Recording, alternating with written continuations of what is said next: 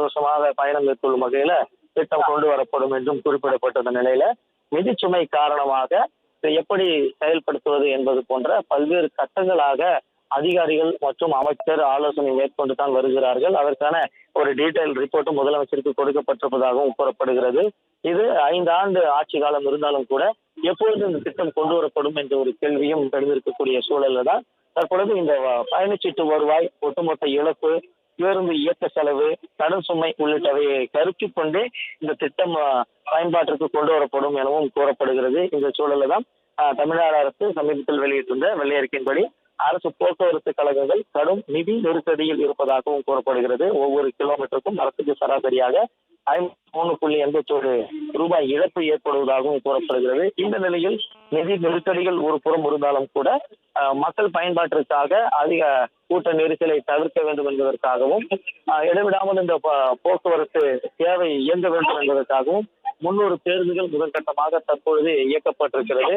Diesel மற்றும் CNG ஆகிய 2 வகையான பேருந்துகளையும் தற்போது இயக்கப்பட்டிருக்கிறது.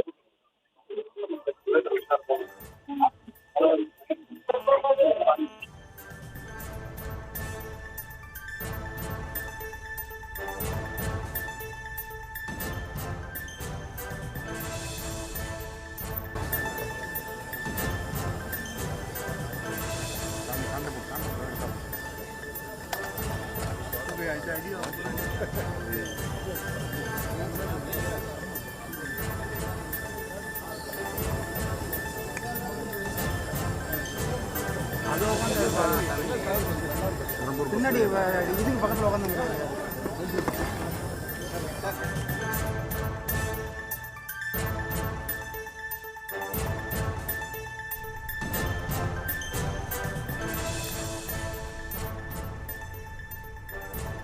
தமிழ்நாடு அரசு போக்குவரத்து கழகம் சார்பில் புதிதாக வாங்கப்பட்ட 300 அரசு பேருந்துகளின் சேவையை முதலமைச்சர் ஜோசப் விஜய் கொடியசைத்து தொடங்கி வைத்த அந்த காட்சிகளையும் பார்த்தோம்.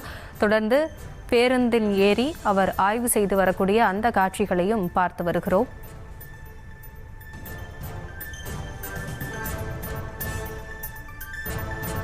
புதிய பேருந்துகளின் சேவையை முதலமைச்சர் ஜோசப் விஜய் கொடியசைத்து தொடங்கி வைத்தார். தொடர்ந்து அந்த பேருந்தில் அமர்ந்து பயணம் மேற்கொள்ளவிருக்கிறார்.